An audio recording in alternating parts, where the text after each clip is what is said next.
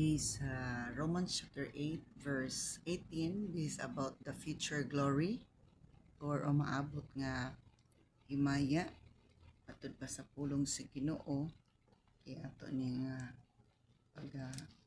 basahon sa Romans chapter 8 verse 18. Okay.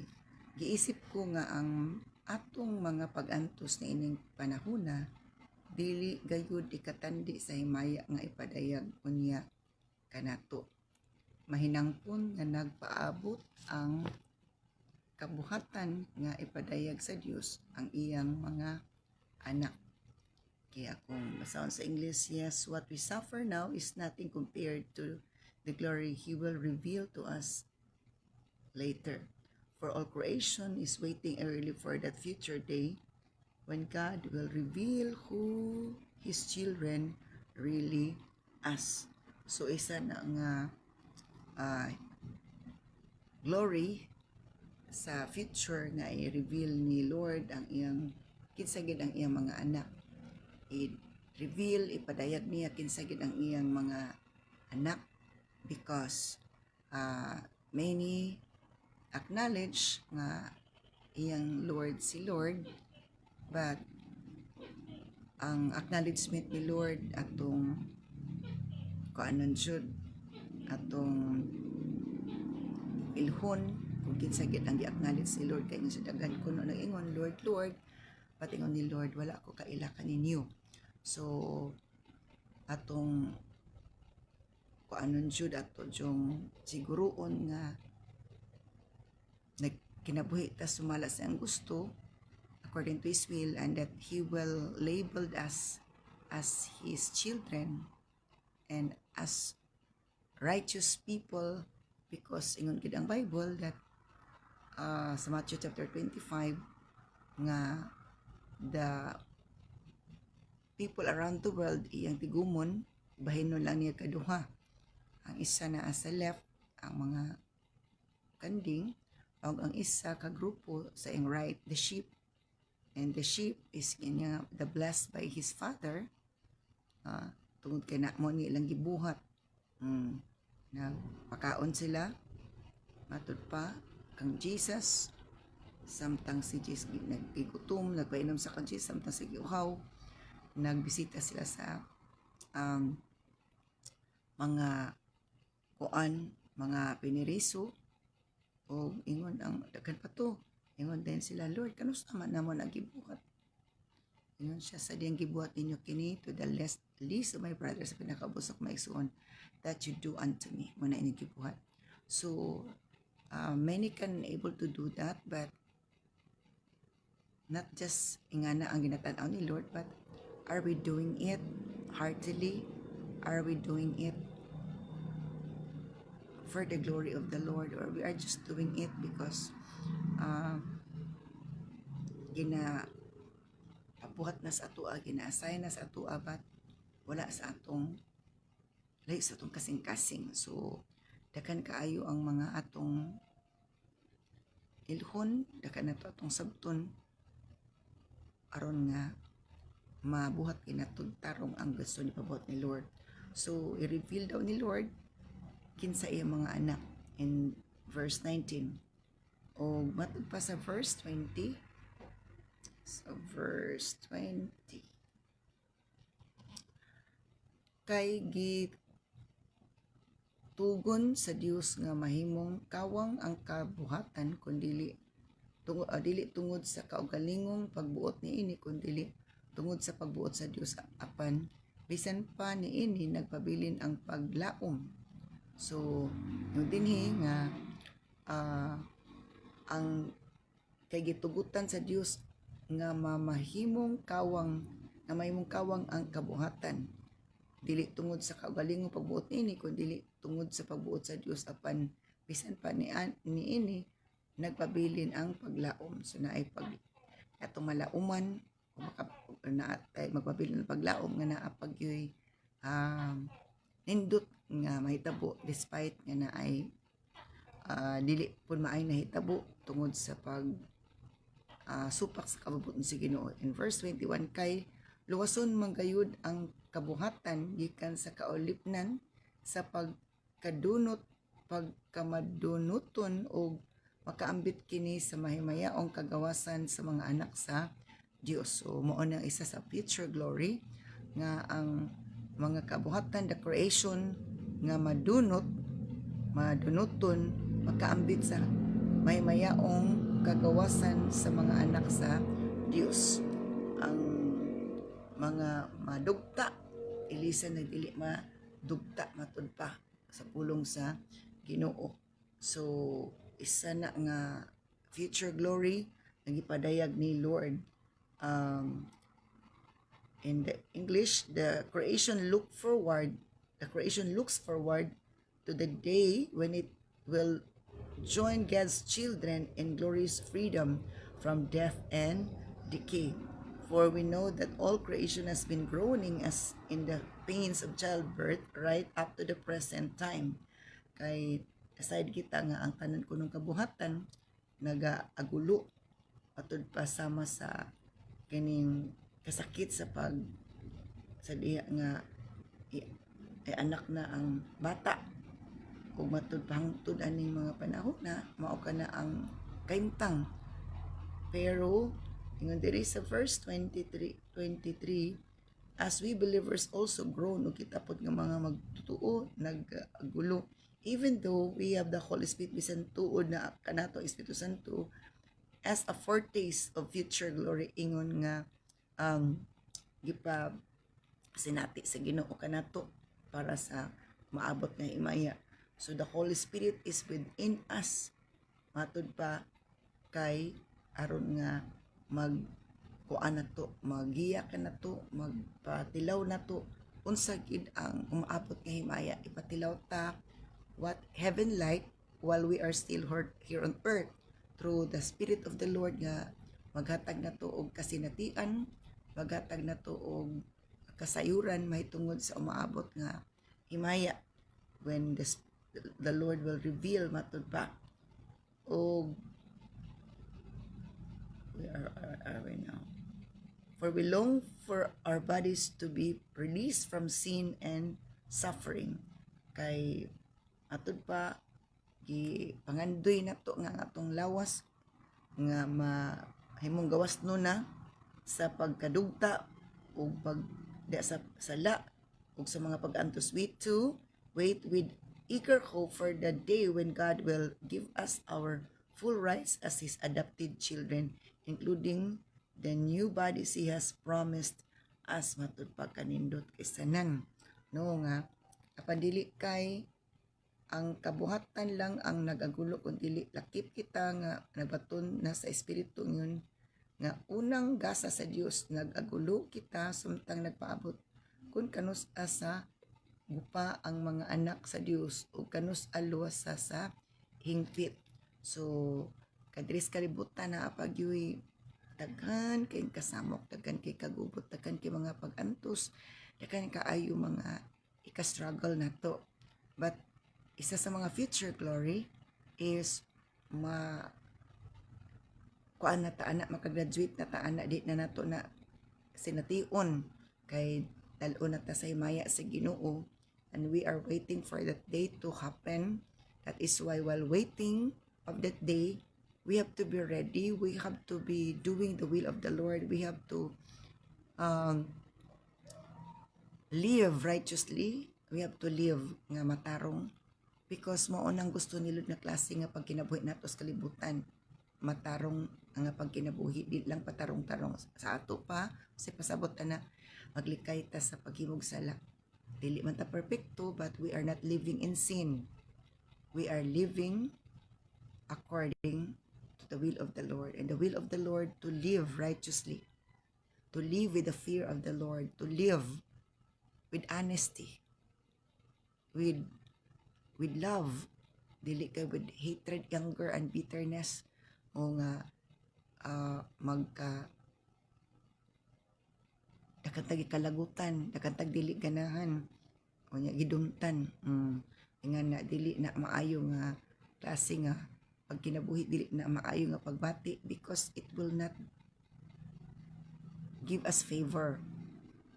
by the Lord. Di na maghata na to pabor because Ginoo nga ingan ang klase because dili na kahimutan sa Ginoo, dili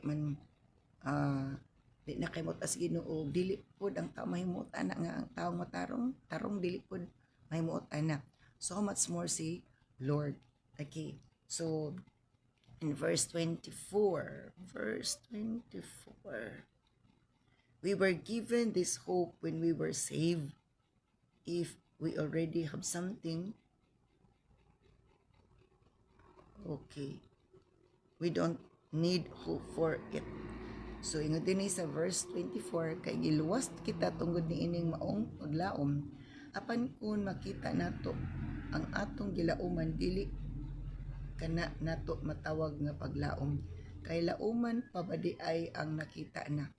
So ang nakita din na puno lauman kadto pangwa nato nakita lauman. So we are hoping for that, and that future glory is going to happen. It's going to be revealed by the Lord. So mo na nga isa sa mga bunga sa Espiritu Santo is patience or endurance, ang pagpasyensya o paglakutay. If we can able to patiently wait for that day. So while waiting lagi, we have to apply the Word of God. Every day we have to apply man the Word of God kay para mahimuot si Lord sa atoa. Because kung ana nato i-apply ang pulong sa Ginoo Domingo ra, it's not right. It's not good and right. So because dili bitas kalibutan, everyday na to gi-apply ang shampoo kung maligo ta, everyday na to gi-apply ang sabon kung maligo ta, everyday na to gi-apply ang toothpaste kung sa padiya, everyday na to gina-apply. So the Word of God is also to be applied daily in our lives. Para nga nanong mag-shampoo man ta, nanong mag-toothbrush man ta, magamit og toothpaste para dili ta manimaho o presko atong pamati. So nga nagyapon, as we apply the words of the Lord every day, we feel good, we feel fresh, and nindot yun ang atong paminaw sa atong kinabuhi. That is why ang mga tao nga gina-apply gid ang pulong sa Ginoo, bisag na anay mga daghan bad news sa palibot, but nagminaw siya sa good news. What is that good news about? It's the Word of God. That yung si Lord, don't be afraid, don't be discouraged, because the good news of the Lord is I am with you. Ubananta mo kung pauban mo nako ug nanawag mo nako, nagtarong mo. Dili ganahan si Lord og uban-uban sa mga taong badlungon. Bisag kita ba di ta ganaguban ka ng mga taong dili ta kasabot. So ingana gyapon si Lord, dili siya ganag-uban, dili siya ganan muuban sa tao nga dili maayo ikauban. So kung gusto tarong nga kauban, the more si Lord gusto siyang tarong nga kauban, because He is a holy God and righteous God. Dili siya ganag kauban og wicked, dili siya ganag kauban og plastic aron ingnon, dili siya ganag uban anang dili mo kalahutay sa mga lahutayonon nga mga kahimtang.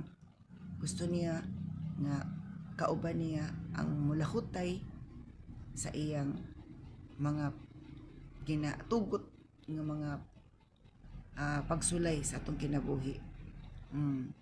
So ingana a lot of things we will learn from the Lord, we will know from the Lord. And knowing the Lord that way and obeying His will make us more closer to the Lord. And the more we are closer to the Lord, the more we are courageous, the more we are joyful and peaceful, because mo na ang effect kung magpaduol tas Ginoo. The more we are strengthened, madaligunta. Okay. Now, in verse 25, apan kun mulaom kita sa wala nato makita, magpaabot kita nga magpaabot kita nga with patience. Because kung wala tayong patience pagpaabot, wala dyan, daghan gid pagkutpot, daghan gid maayo nga pagbati, daghan masamok. Atod pa sa samtang paagi sa verse 26 sa Romans chapter 8 verse 26, sa samtang paagi sa atong pagkahuyang tabangan kita sa espiritu, kay dili kita mahibalo unsaon pagampo ang espiritu mismo mao ang nagpangalyupo na mangalyupo sa Dios alang kanato uban sa mga pag-agulo nga dili saysay sa pulong. Okay, so dito sa John chapter 17, Jesus prayed for his children, for the believers, for his followers. And the Holy Spirit also is praying. Matod pa, nag-ampo,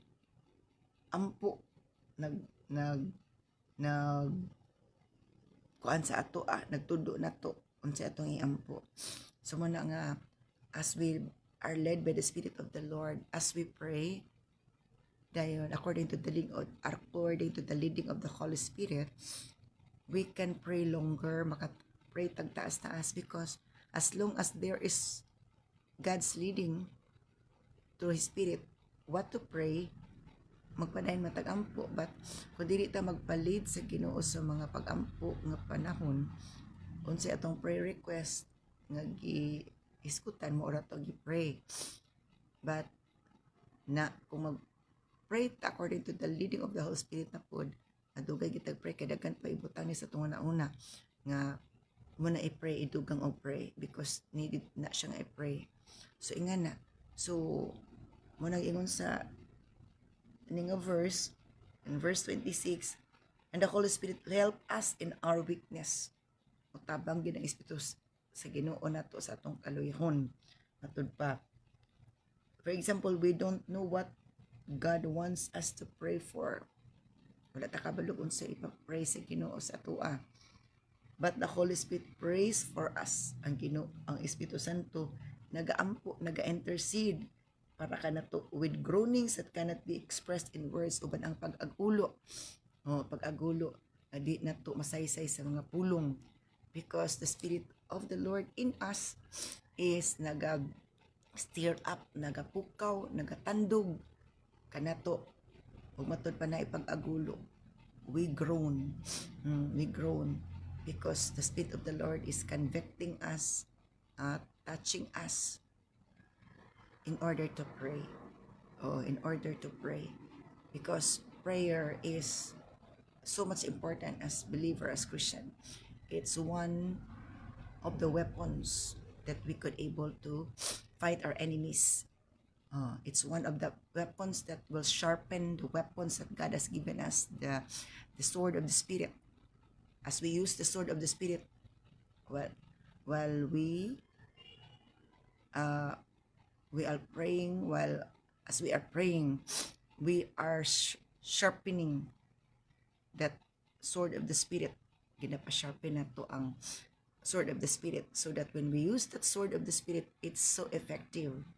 It's so sharp that the enemy can be able to be afraid of. Matod pa. So the Holy Spirit prays for us or intercede with us with groanings that cannot be expressed in words. And the Father who knows all hearts knows what the Spirit is saying, for the Spirit pleads for us believers in harmony with God's own will. Gipagkanindot. Matod pa sa verse 27. Ug ang Espiritu ug ang Dios nga nasayod sa kasing-kasing sa mga tao, nasayod unsay giuna-una sa Espiritu, kay Espiritu mga liupo sa Dios alang sa iyang katawan, sumala sa iyang kabubuton. So mo na ang mga believers, mga Christians nga naay kahangawa nga magapamuhat, magaampo, magasimba, magadaig sa Dios as the Spirit leads, as the Spirit convicts, as the Spirit moves. mo na nga lahi jud ang ilang mga kasing-kasing una-una og binuhatan og mga pulong, because the spirit of the people, the children of the Lord who are doing things according to the leading of the Holy Spirit are that joyful, strengthened, empowered, guided, and they are not easily offended because they are that strong emotionally, strong physically, and strong mentally, and above all strong spiritually. So ingana, dili bikil, dili ma offended. Why? The spirit of the Lord is strongly moving in that person. Ingana na isa na nga ati mailhan. So muna nga, we really need to spend time with God, because as we do that, it will bring us many things that will glorify the Lord, and that will give us that favor nga ingana nataka ligon, ingana nataka strengthened, ingana nataka empowered, ingana nataka firm matod pa sa pulong sa Ginoo. So spending time with the Lord, it's like the roots nga mga ugat nga ni kuan na siya ni tugsong na sa ilalom ni kuan na gid og ay sa ilalom, ni katay na sa ilalom. So muna makapaligon. Okay, so Amen. But today, and the Father who knows all our hearts knows what the Spirit is saying. Nga ang amahan ko no nakabalo sa tanat atong kasing-kasing unsay gi sulti sa Espiritu. For the Spirit leads for us believers. Kaya ang Espiritu na nga liupo kanato nga mga believers in harmony with on God's own will. Sumala sa kabuton sa Dios. Ang leading sa Espiritu Santo sumala sa kabubuton sa Ginoo, dili sa pagsupak sa kabubuton sa Ginoo. So mao na nga ang tanan nga giilid sa Ginoo wala nakasupak sa kabubuton sa Ginoo. They are doing what the will of the Lord is. So mabaw-an na to kinsa nagabot sa kabubuton sa Ginoo, o kinsa ang nagfollow sa leading sa Holy Spirit, because they are doing the will of the Lord. And the will of the Lord is doing the righteous thing, doing the right things, maghimo sa matarong ng mga butang na makapaymuot sa Ginoo. And one of that is we have to sacrifice our time spending with the Lord, the lover of our soul, praising Him, interceding, reading His Word, meditating His Word, spending time with God's children during the time of gatherings. Wala siya. So a lot of things that we will know and we will do for us to glorify the Lord and for us to be strengthened. In verse 28, and we know that for those who love God, all things work together for good. Aside kita katunay kugma sa Ginoo, ang tanang butang matud pa work together for good. Namuhat para sa kayuhan. For those who are called according to His purpose. Atong ni gitawag sa Dios sumala sa iyang katuyuan. For those whom He foreknow, He also predestined to be conformed to the image of His Son, in order that He might be the firstborn among many brothers. Kaya matud pa sa verse 29 katong gipili ng daan sa Dios gilain niya aron mahi sama sa iyang anak aron ang iyang anak mahimong kamagulangan sa daghang mga magsuon. So gipadayag dinhi nga diin ang iya nang gi kuan sa Ginoo, iya nang gi ang sa tawag ana, iya nang gipili gilain na niya daan. Ang mga gipili gilain na niya daan. Ang pinilian lahi na pud sila og kahimtang lahi na pud sila dapit. Ang gipili chosen by the Lord is lahi gid siya. Lahi gid ang ilang mga priorities, ang ilang mga binuhatan, ang ilang mga words, ilang mga act. Dili naka-rate og 70. Dili mag-rate, dili magraduan og 70. So adto ginas 80 above, 80 to 100. Oh. So mo na ang mga pili ni Lord dili na sa passing rate.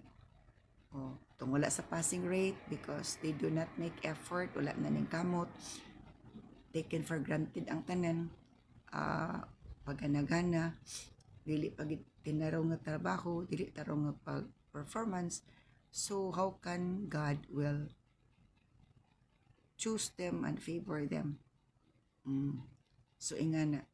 So our aim nga kung makapahimuot sa Ginoo, it means nakapasarta nata sa passing rate ug sa kalibutan nun pa nga kuan bansay pag sana paggrado matod pa sa pulong sa Ginoo. And in verse 30, matod pa sa verse 30, and those whom he predestined he also called, katong iyang gipili na iyang gitawag. Verse 30, busa gitawag sa Dios kadtong iyan nang gilain. Wala lamang niya tawga kon sila kun dili gihimo usab niyang matarong o gipaambit sa iyang himaya. So jatuhid katong gilain gipili na niya. To whom he predestined he also called. Tong iyan ang iyang gitawag. And those he called, katong iyang gitawag, iyang gimatarong, ug ang katong iyang gimatarong, iyang gihimaya. So, naanay procedure. Ang iyang gitawag sa Dios, iyang gimatarong. Natod pa. Katong gimatarong niya, iyang gihimaya. Ipaambot sa iyang himaya. Ipaambit sa himaya. So, muna nga, dili tanan pareha ang dagan, dili tanan pareha ang mga katawan sa Ginoo. Kay depende sa pangalagad sa Ginoo, pangalagad sa mga anak sa Ginoo. Katong tinuod nga nangalagad, nagtinaro pangalagad, seryoso pag pangalagad, dili ingon nga pagana-gana, lahi gid ang ilang kuan, lahi jud ang ilang dagan sa ilang kinabuhi, dagan sila una-una, dagan sa pagbati kung ilang mga binuhatan. They are doing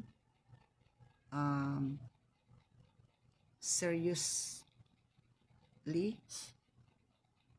doing faithfully, doing it cheerfully, doing it humbly.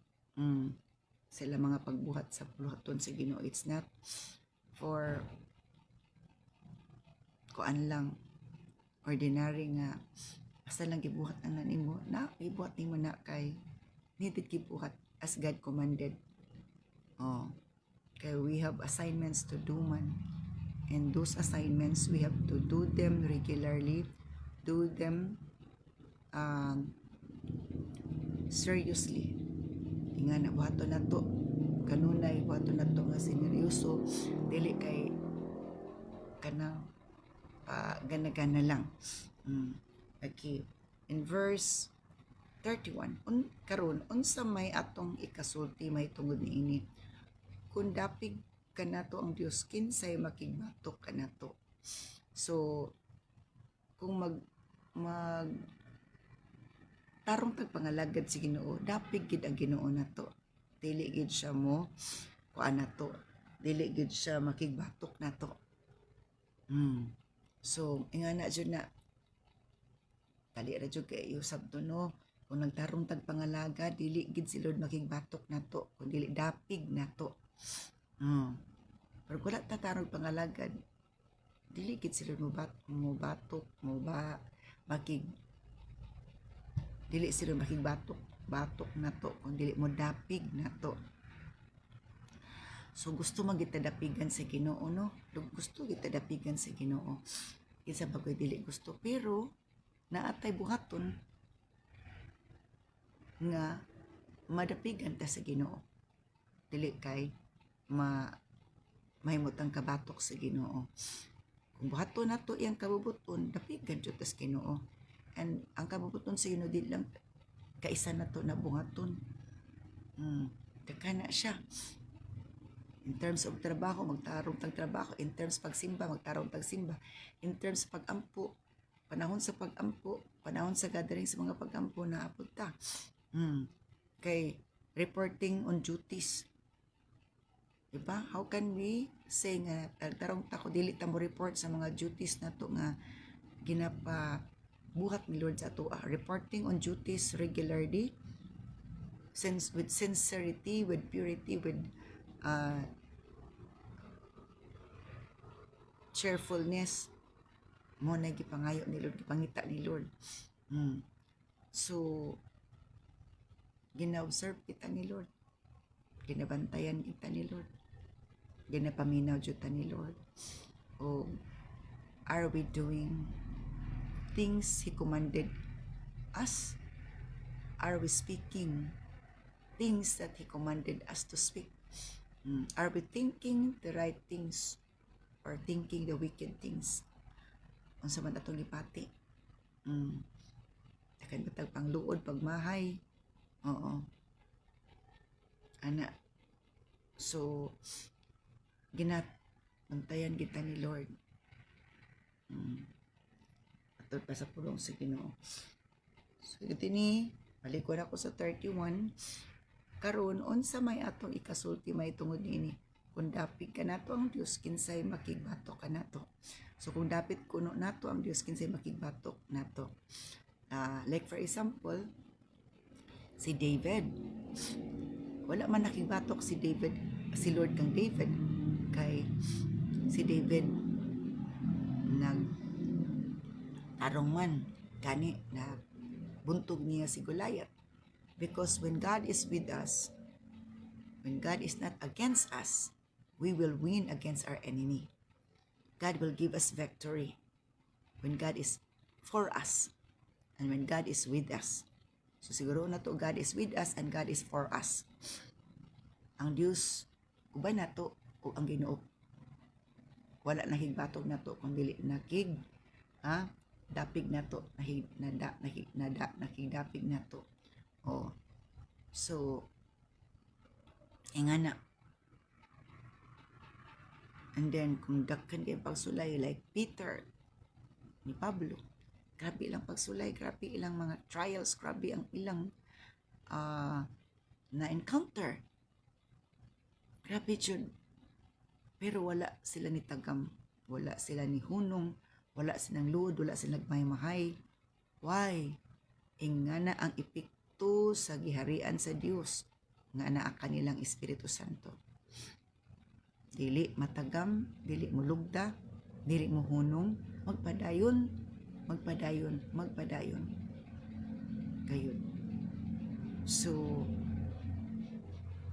God is cheerfully looking us nga ingana ta ka prosigido nga mopadayon, taliwala nga ang uban wala na ni padayon. We should not look around but look forward to God. Kung maglingi-lingi ta sa uban, pagtanaw na to sa uban nga murag nangaluya na, nga hanaw na, pwedeng luya po discourage nimo, but dili jud maayo. To looking forward, looking unto Jesus, the author and the finisher of our faith.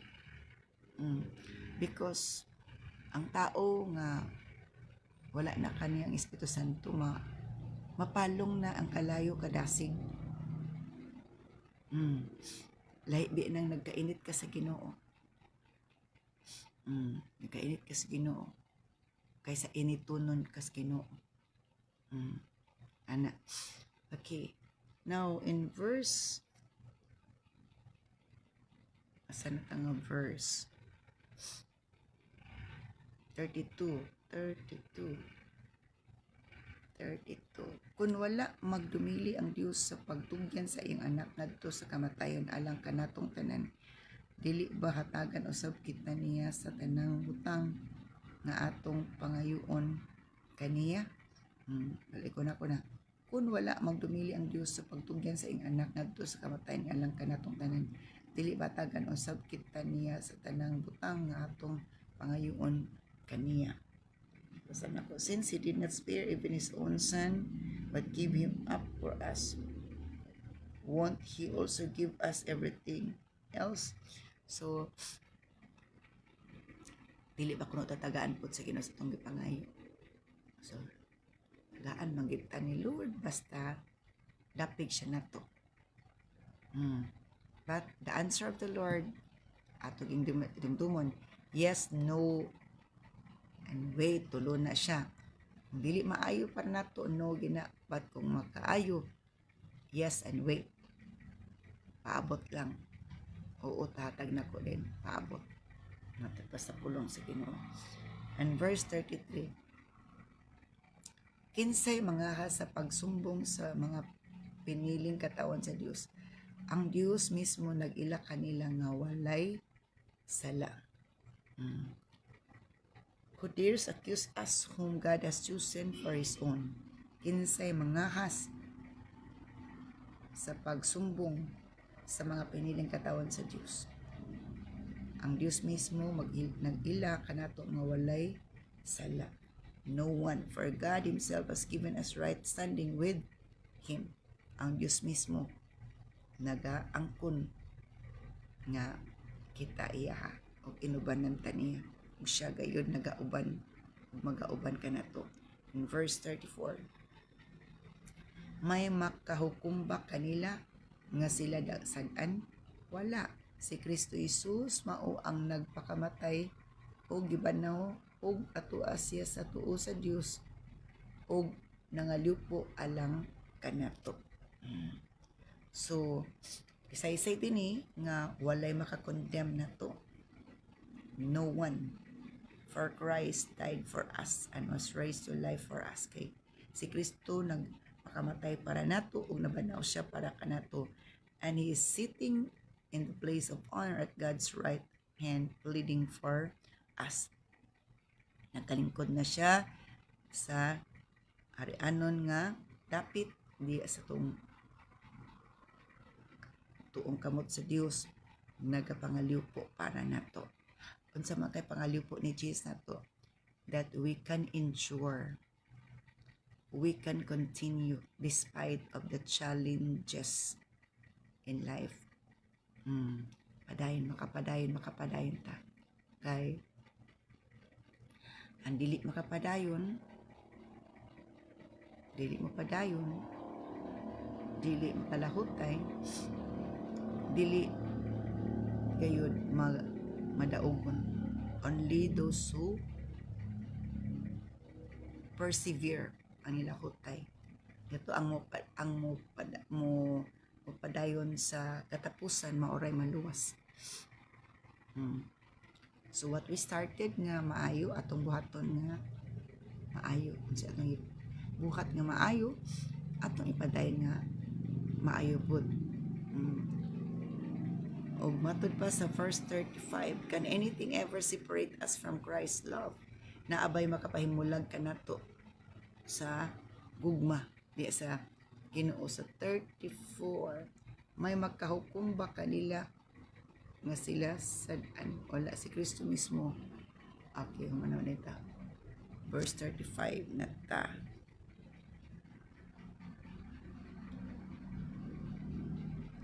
35.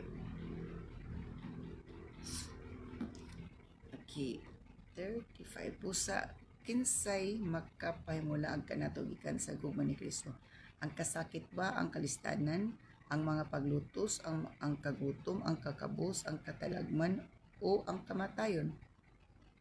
So, gisa-isa diri unsay possible nga makapahimulag sa tao sa Ginoo. Ang kakuan ba, kalamidad ba o trouble, ang paglutos, ang kagutom, ang mga panghulga ba o kamatayon? Mauni ang mga possible nga makapahimulag sa tao ngadto sa Ginoo. So kung mabulagin ang tao tungod ani, may mulag po siya sa Ginoo. Dili malipay ang Ginoo kay wala man siya nakapadayon, naapektuhan man siya. So kung magpaapekto ta, kita joy alkansi, and it means we are not that strong yet. Dili pa tay nga nakalig-on ko maapektuhan ta ani. Atod pa kay sa unsa may kinsa may makapaybulag nato sa atong gugma di kang Kristo. Oh. Unsa may gipangsaysay nga mapwede makapahimulag, kasakit pa, kalistanan, paglutos, kagutom, kakabos, katalagman o kamatayon. Matod pa, mao ni ang kasagara, dili na lang ka pangalagad because of these things. Kay na apektuhan ang pagbati, ang desisyon, o kaya apektuhan magbati desisyon na apektuhan pud ang action. Kaya magibatik imong una imong desisyon, magka-apekto man sa imong action. Sumo na nga kung dili na to masabtan ang tanan, makapa-luya, makapa-discourage, makapalong sa kalayo. Remember nga kung mapalong na atong kalayo sa pagpangalagad, ang kalayo sa impyerno, dili jud to mapalong, nagpaabot sa napalong na nga pagkalayo sa pagpangalagad, kay mao na iyang kinaham.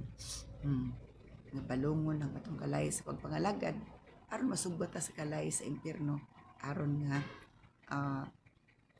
ang ilang tumong magmanampuson nga bibo ang impyerno kay daghan kaayo kuan dito, mulokso dito, mapaingon dito. So mao ni ang mga possible nga mga hinungdan nga makapahimulag sa tao sa Ginoo. Ang mga persecution, di kaagbanta sa persecution kay kuan. So persecution pa na pa execution. And then verse 36, sumala sa giingon sa kasulatan tungod kanimo, na miligro kami sa tanang panahon, naisama kami sa ihawunon ng mga karniro. So ang mga gatarog pangalagad sa Ginoo is kontra gyud sa mga daotan. So muna nga naa sa peligro. Sa panahon ra ba nga ang kaaway na mohali sa tibuok kalibutan, ang daotan may mohari sa kalibutan, ang ilang kontra mga tarong. Karon ang silutan, ang mga daotan nga nagsupak sa nagsupak sa balaod sa gobyerno. Pero sa panahon nga maghari na ang daotan, kung mo hitabo man siya na, kaya nasuwat na sa Biblia, ang gasugod-sugod na gani o panggimok, ang maayog matarong na ilang kontra. Ang maayog matarong na ilang kontra, and it's, imagine, wala na kay isipon nga imuha kay ilan nang i-control imong properties, balay, yuta, business, sila na ang mo kuan ana, control ana, murag kuan na lang ta kanang ultimo na jud, because kung ang daotan muhari is kuan jud, dinautan gid ang paghari. So sila yung gusto mo matuman. sa ilang gusto kwaon o sa ilang gusto nila nga kanang hilabtan ila yung buhato na. Okay, now in verse 36, where is that? 36. Managas 36, verse 37, dili hinuon taliwala ni ining tanan, may hingpit kitang kadaugan, pinaagi kaniya nga naigugma kanato. In verse 37, no, despite all these things, gawas pa ni ining tanan, overwhelming victories ours through Christ who love us. Nay nagpaabot nga grabe nga kadaugan, pinagi nga Kristo nga naigugma kanato. And I am convinced that nothing can ever separate us from God's love. Ingon si Pablo, na konbensado siya nga walay makapahimulag kanato sa gugma sa Dios.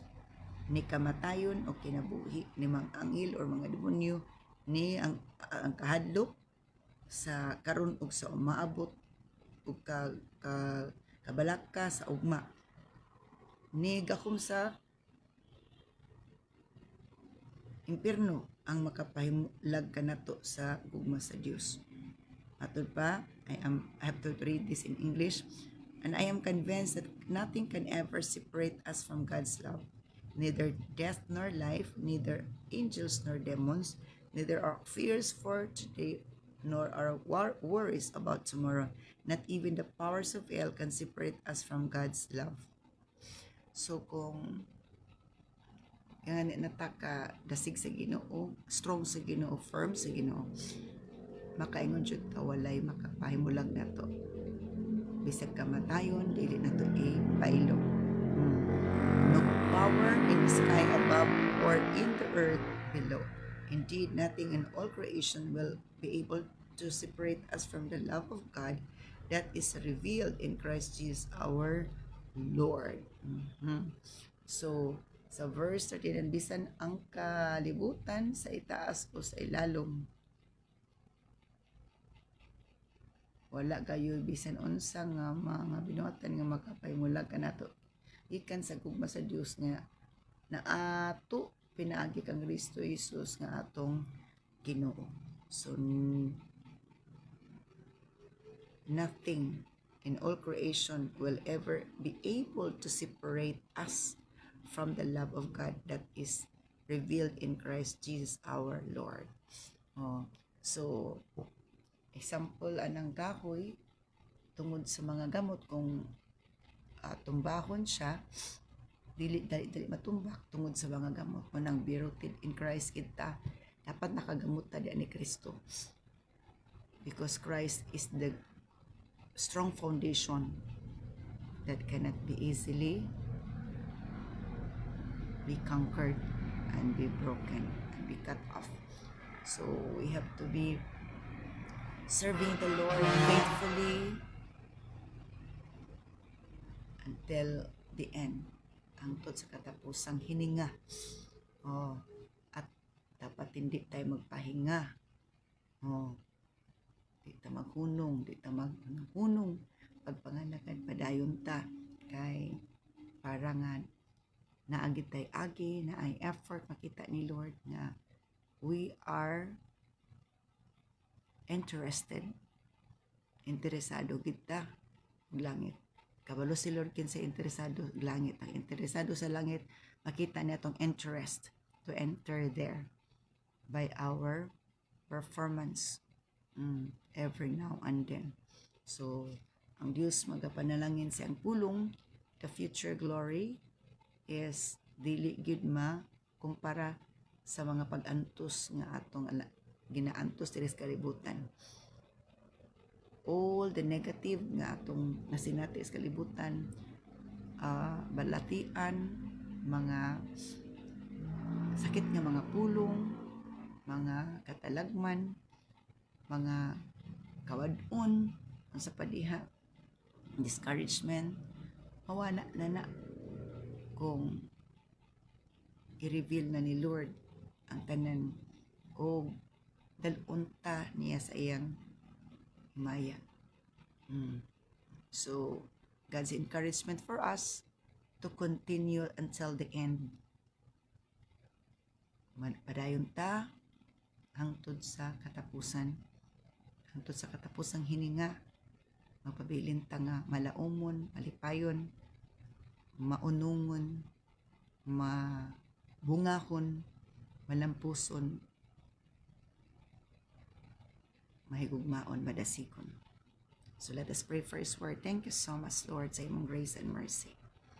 Thank you of your words that gives us more encouragement, more nga pagtubag salig nga among nabatunan. Bless and seal your words with your precious blood, that what you have commanded us, we could able to do them